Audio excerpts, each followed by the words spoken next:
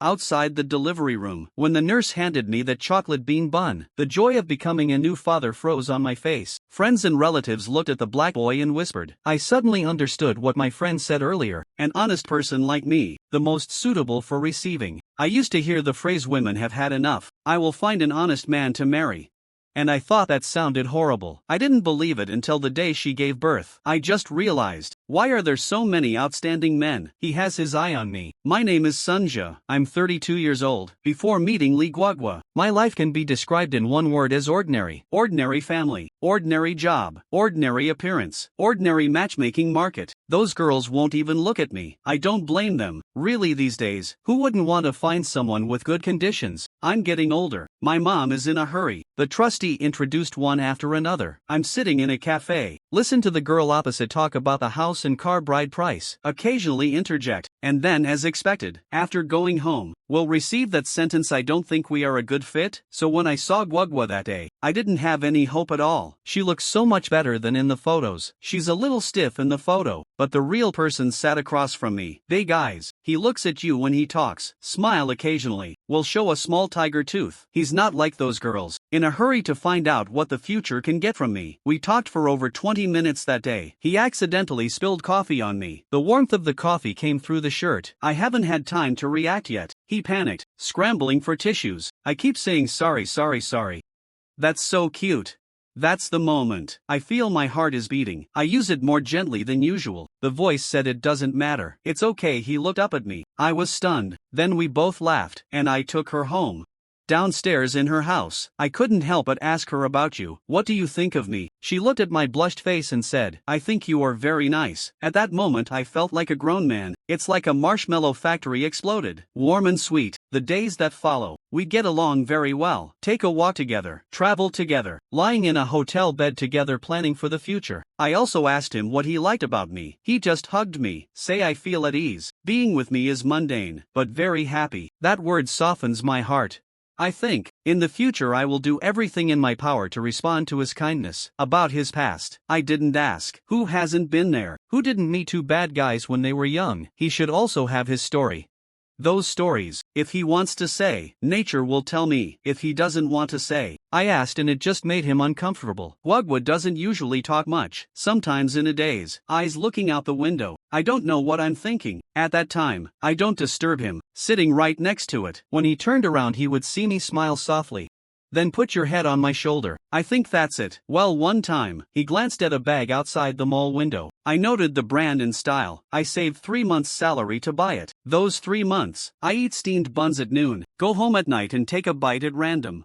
But when I handed him the bag, his hands are shaking. He said, Sunja, don't do this. I don't know how to repay you. I said, Guagua, you are such a nice girl to follow me. I can't wait to take my heart out for you. When this is said, I'm a little embarrassed. But at that time, I really think he deserves it. A very impressive time. It was the first time I went to his house. His parents are very pleased with me.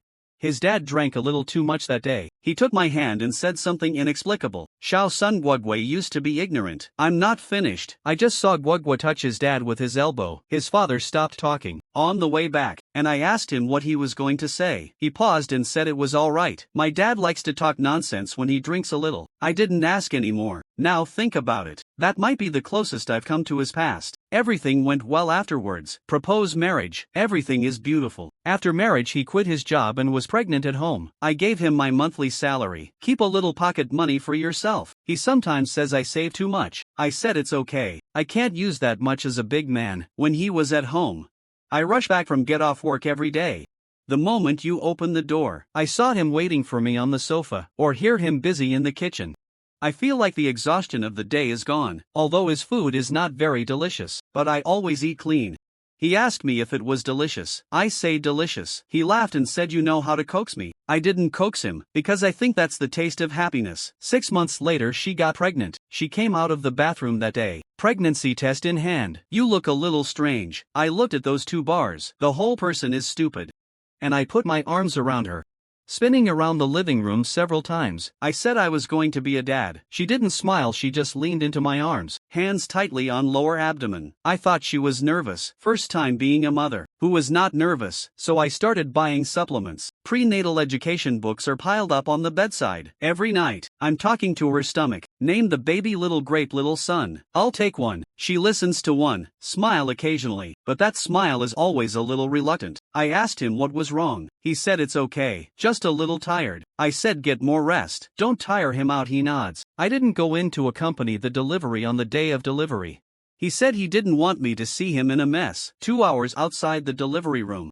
It's like a century. Occasionally, I could hear the faint shouts coming from the delivery room. I was really distressed at that moment. I also vowed that I would never have children again in my life. Time goes by minute by minute. Finally, the delivery room door opened. The nurse held the child and shouted who was Li Guoguo's family. I rushed up and said, I am relatives and friends, so hurry up and gather around. I want to see if it's a boy or a girl. But the nurse looked at me and hesitated. I quickly asked if it was my wife. What's the matter? The nurse said she's fine. It will be out in a while.